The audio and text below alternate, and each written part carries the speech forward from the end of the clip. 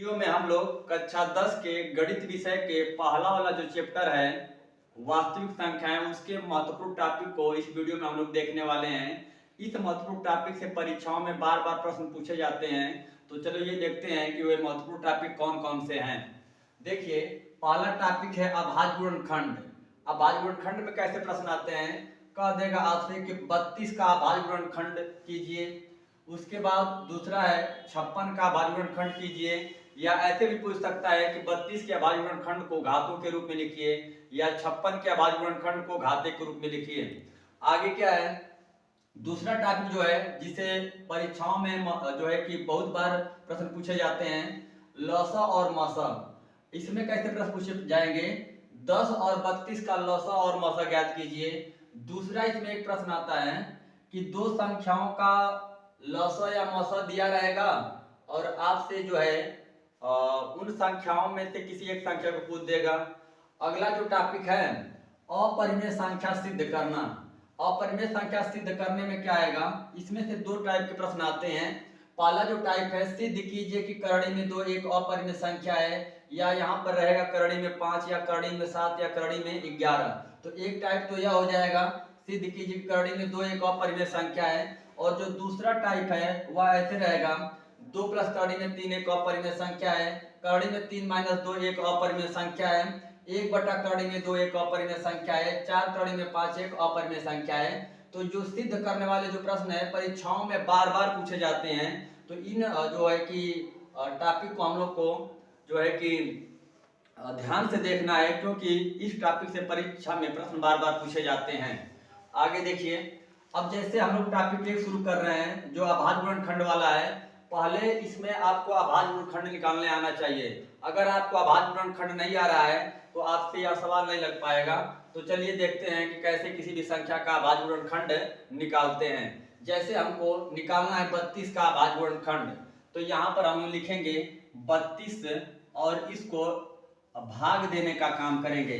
जैसे हम क्या करेंगे, 2 से भाग देंगे, तो 2 से जो 32 है वह 16 बार में कटेगा। 16 जो है 2 से 8 बार में कटेगा, 8 जो है 2 से 4 बार में कटेगा, और 4 जो है 2 से 2 बार में कटेगा, और 2 है जो 2 से 1 बार में कटेगा। अब यहाँ पर हम लिखेंगे 32 के अभाज्य गुणनखंड।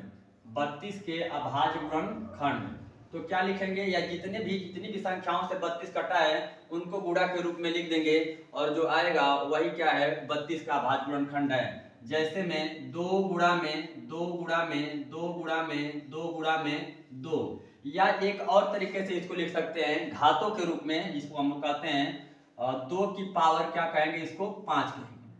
32 के अभाज्य गुणनखंड क्या होंगे, 2 गुणे 2 गुणे 2 गुणे 2 गुणे 2। या अगर इसको घातों के रूप में लिखना रहेगा तो 2 की घात लिखेंगे 5, या 2 की पावर लिखेंगे 5। अब यहाँ पर 56 है, 56 का अभाज्य गुणनखंड कैसे करेंगे, तो देखिए यहाँ पर लिखेंगे हम लोग 56, और 56 को भी जो है कि यह 2 से कट जाएगा, तो 2 से 56 28 बार में कटेगा, 2 से 28 14 बार में कटेगा, 2 से 14 7 बार में कटेगा, 7 से 7 केवल 1 बार में कटेगा। अब यहाँ पर हम लोग लिखेंगे 56 के अभाज्य गुणनखंड। 56 के अभाज्य गुणनखंड, तो जितनी भी संख्याओं से 56 कटा है उनको यहाँ पर हम लोग गुणा के रूप में लिख देंगे, और वही हमारा क्या हो जाएगा 56 के अभाज्य गुणनखंड हो जाएगा। तो 2 गुणा में 2 गुणा में 2 गुणा में 7, या एक और तरीके से लिख सकते हैं इसको, क्योंकि यहाँ पर 2 3 बार आया है, तो 2 की घाते 3, और गुणे में क्या लिख सकते हैं 7। तो यह जो हम लोग लिखे हैं यह क्या है कि अभाज्य गुणनखंड जो है घात के रूप में है। यह जो है अभाज्य गुणनखंड घात के रूप में है, और यह घात के रूप में नहीं लिखा गया है। तो दोनों टाइप से अगर प्रश्न आ रहा है तो जिस टाइप से पूछा जा रहा है उस टाइप से आप क्या करिए, लिख दीजिएगा, लगा दीजिएगा। आगे हम लोग देखेंगे लसा और मसा। जैसे में एक सवाल है कि 10 और 32 का लसा और मसा ज्ञात कीजिए। 10 और 32 का लसा और मसा ज्ञात कीजिए। तो लसा और मसा निकालने के लिए आपको अभाज्य गुणनखंड आना एकदम अनिवार्य है। जब तक आपको अभाज्य गुणनखंड नहीं आएगा तब तक लसा मसा जो है कि नहीं निकल पाएगा। देखिए, जैसे क्या यहाँ पर 10 और 32 का निकालना है, तो यहाँ पर हम लिखेंगे 10 और 10 को काटेंगे, तो 2 पचे 10, और 5 से 5 एक बार में कटेगा। तो यहाँ पर 10 के जो अभाज्य गुणनखंड होंगे 2 गुणा में 5 होगा। यहाँ पे आपका 32 है, 32 को हम लोग 2 से काटेंगे तो 16, 2 से 8, 2 से 4 और 2 से 2 और 2 से 1। अब यहाँ पर हम लोग लिखेंगे 32, तो 2 गुणा में 2 गुणा में 2 गुणा में 2 गुणा में 2, या इसको ऐसे भी लिख सकते हैं, इसको ऐसे भी लिख सकते हैं 2 की घात 1 और 5 की घात 1 घातों के रूप में। इसको हम लोग लिख सकते हैं 2 की घात 5। अब हमको निकालना है लसा, इन दोनों संख्याओं का निकालना है लसा। लसा में हम लोग क्या करते हैं, यहाँ पर हम लोग 10 का अभाज्य गुणनखंड लिखे हैं और 32 का अभाज्य गुणनखंड लिखे हैं। अब इन दोनों संख्याओं का हम लोग मौसा निकालेंगे। तो मौसा कैसे निकलेगा, देखिए मौसा में क्या होता है कि अब उभयनिष्ठ गुणनखंड की न्यूनतम घात लेते हैं, उभयनिष्ठ गुणनखंड की न्यूनतम घात। जैसे में 10 का हम लोग अभाज्य गुणनखंड किए हैं तो 2 गुणे 5 आया है, या इसको 2 की घात 1 गुणे 5 की घात 1 लिख सकते हैं। 32 का अभाज्य गुणनखंड किए हम लोग तो इसको 2 की घात 5 लिखे हैं, या 2 की गुणा 2 में 5 बार किए हैं।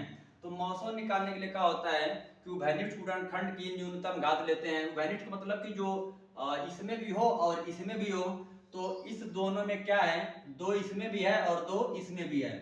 अब 5 इसमें, लेकिन 5 इसमें नहीं है तो 5 हम नहीं लेंगे, केवल 2 लेंगे, और जो 2 है उसकी न्यूनतम घात लेंगे। तो यहाँ पर घात क्या है, 1 है, और यहाँ पर घात क्या है, 5। तो न्यूनतम यानी कि छोटी घात लेना है तो हम लोग यही वाला लेंगे। तो 2 की घात 1 यानी कि क्या हो जाएगा, 2। तो 10 और 32 का जो मौसा होगा वह कितना होगा, 2 होगा। अब हम लोग लौसा निकालेंगे। लौसा कैसे निकलेगा, तो क्या करते हैं कि लौसा में जो उभयनिष्ठ गुणनखंड होता है उसकी अधिकतम घात लेते हैं। जैसे क्या है, यहाँ पर 2 की घात 1 है और यहाँ पर 2 की घात 5 है, तो 2 की घात हम लोग 5 लेंगे, और जो इसमें नहीं है उसको भी हम लोग ले लेते हैं। तो क्या है, यहाँ पर छूट रहा है 5, तो यहाँ पर हम लोग लिख लेंगे 5। अब क्या होगा कि 2 की घात 5 का जो वैल्यू है वह होगा आपका 32, और यहाँ पर क्या है 5। तो 5 गुणा 32 में कराएंगे, 5 दूना के 10, 5 3 15, 15 1 16। तो 10 और 32 का जो मौसा आया है वह 2 आया है, और 10 और 32 का जो लौसा है वह 160 आया है। अब आगे क्या है, एक प्रश्न यहाँ पर चेंज कर देता है इसी में से, लौसा और मौसा में से। जैसे में क्या है कि आपको 2 संख्याएं दी रहेंगी। जैसे में क्या है कि मान लीजिए कि यहाँ पर पहली संख्या है, पहली संख्या जो है वह आपकी 10 है, और दूसरी संख्या जो है वह आपकी 32 है। और इसमें से इन दोनों में से पहली संख्या और दूसरी संख्या का जो है कि या तो लौसा दिया रहेगा या तो मौसा दिया रहेगा। यदि मान लीजिए कि मौसा दिया है, मौसा दिया है, तो मौसा इनका कितना आया है, 2। तो आपसे पूछेगा कि लौसा ज्ञात कीजिए, लौसा। तो आप जब इस विधि से लगाने लगेंगे तब आपको ज्यादा समय लगेगा।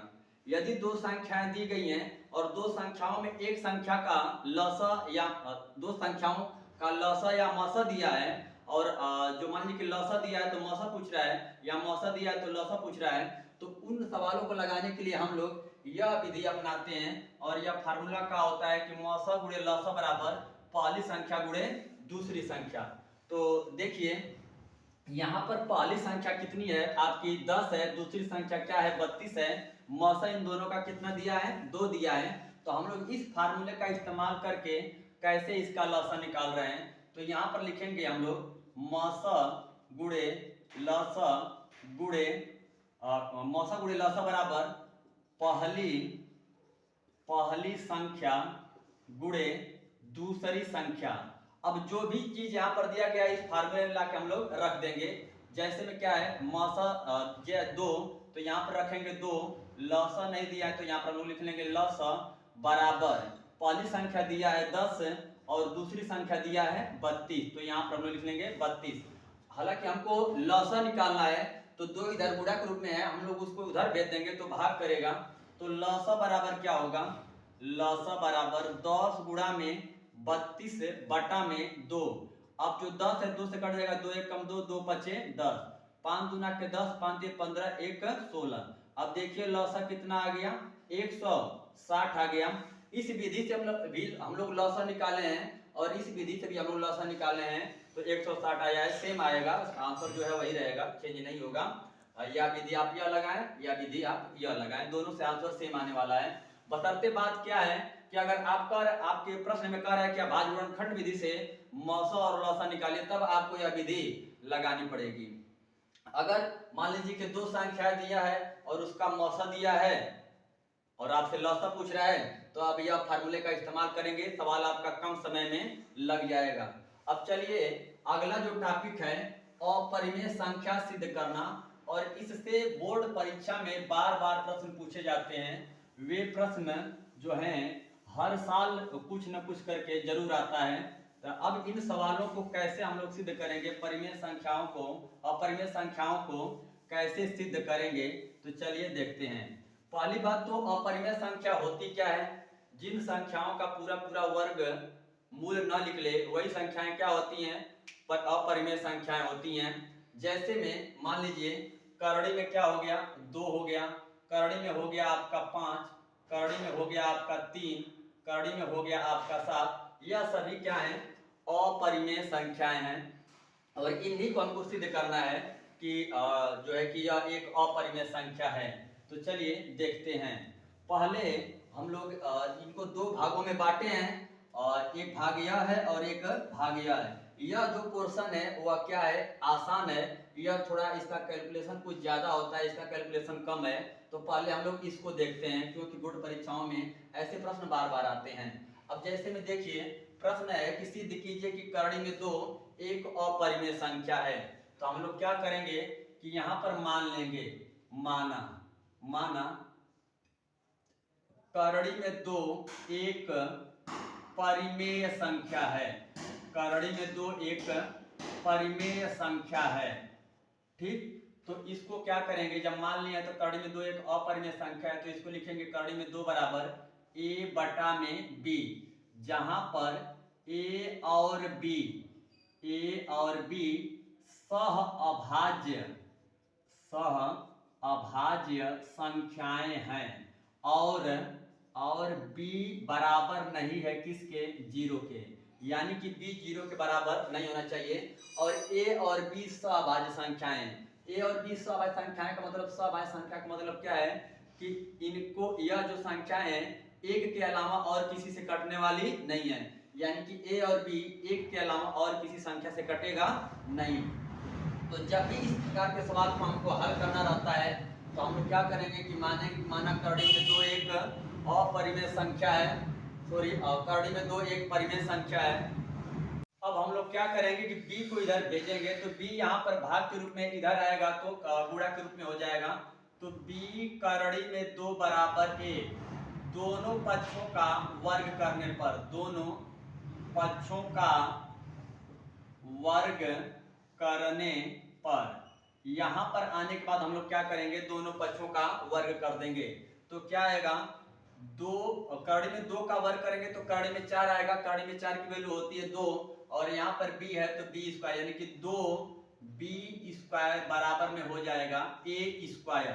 अब हम लोग क्या करेंगे कि जो 2 है यहाँ पर गुणे के रूप में उधर भेजेंगे, तो b स्क्वायर बराबर क्या आ जाएगा? a स्क्वायर बटा में 2।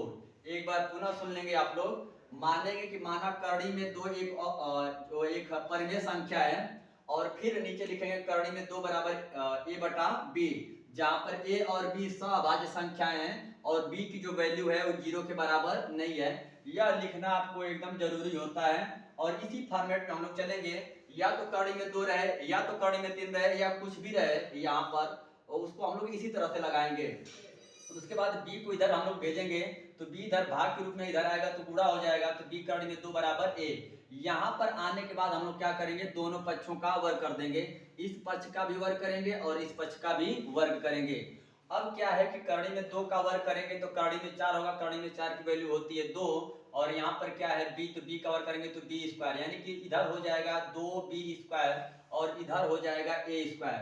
अब हम लोग क्या करेंगे कि जो है कि 2 को उधर भेजेंगे, तो 2 इधर गुणा के रूप में उधर जाके क्या करेगा, भाग करेगा।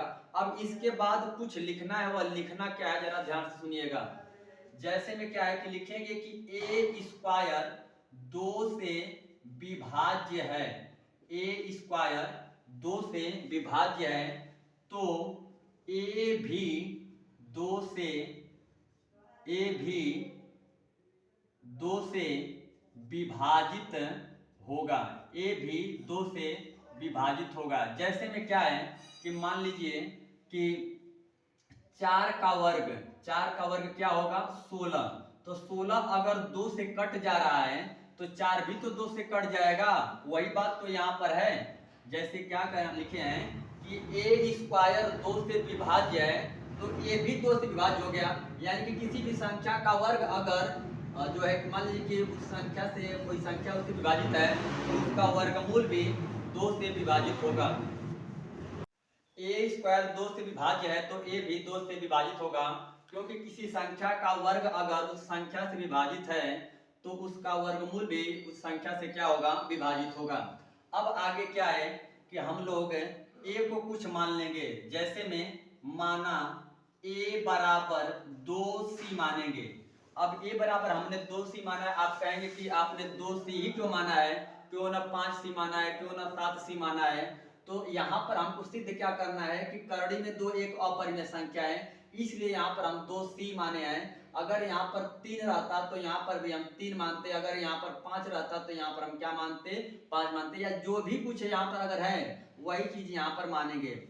अब जो a का मान हमने 2c माना है इसको ले जाके यहाँ पे रखेंगे, यहाँ पे, यानी कि इसको मान लीजिए मैं मान ले रहा हूं समीकरण 1, तो a का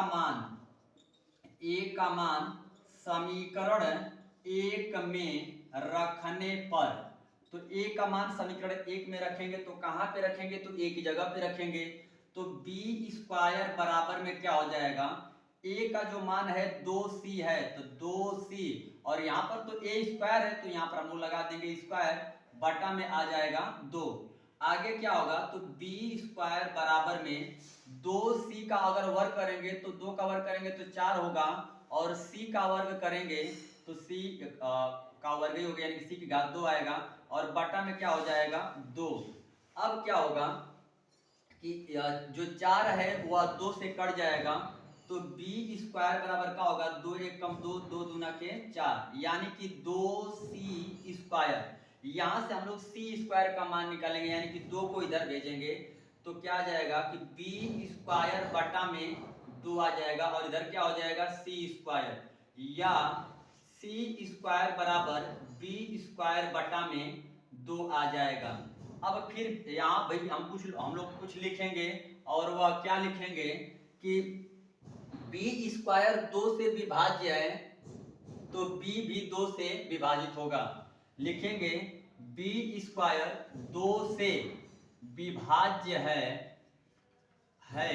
तो b भी 2 से विभाजित होगा, 2 से विभाजित होगा।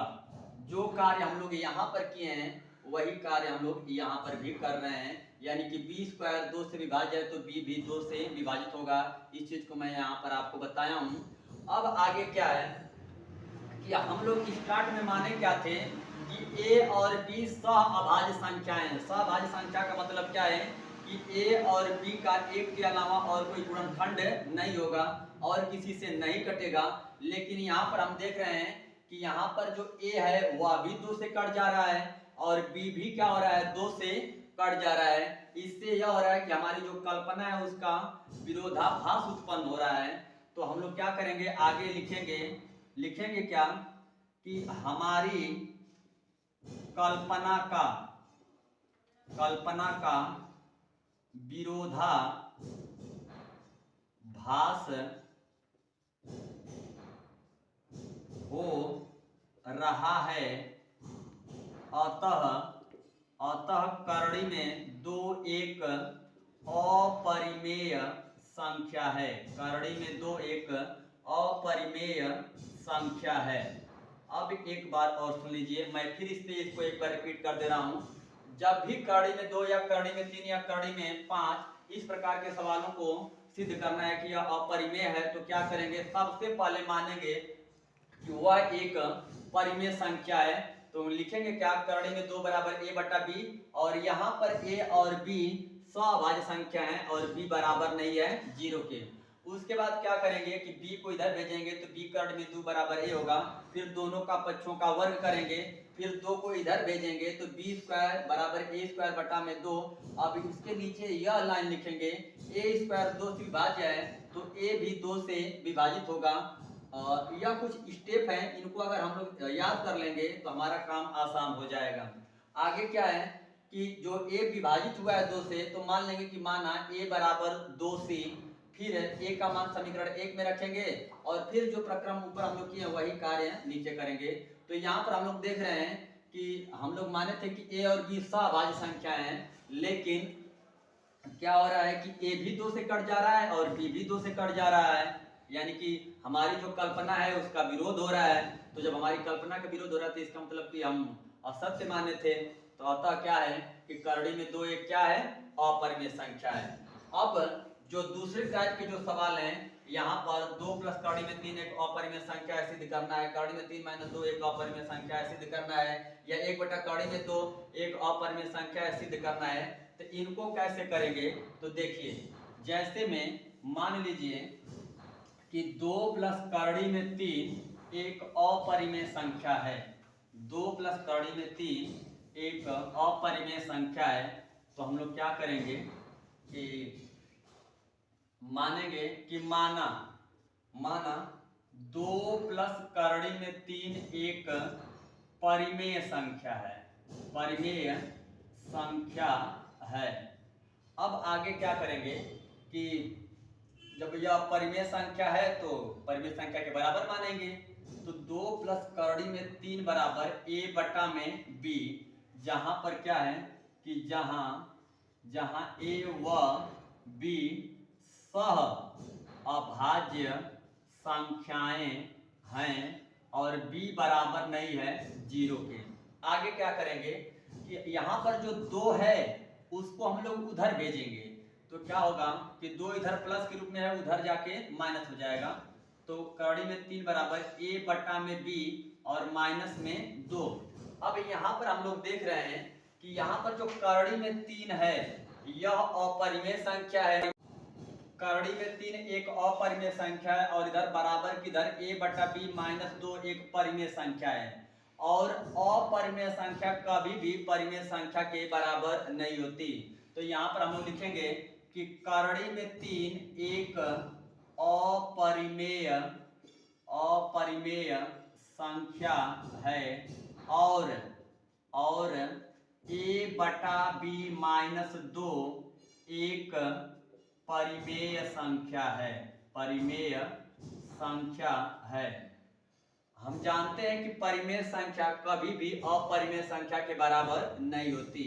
तो हम लोग लिखेंगे कि परिमेय संख्या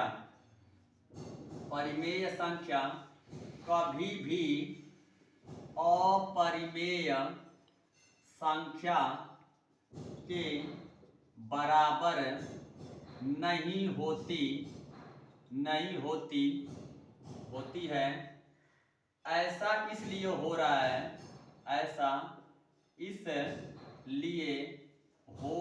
है कि हमारी कल्पना असत्य है। अतः 2 प्लस करड़ी में 3 एक अपरिमेय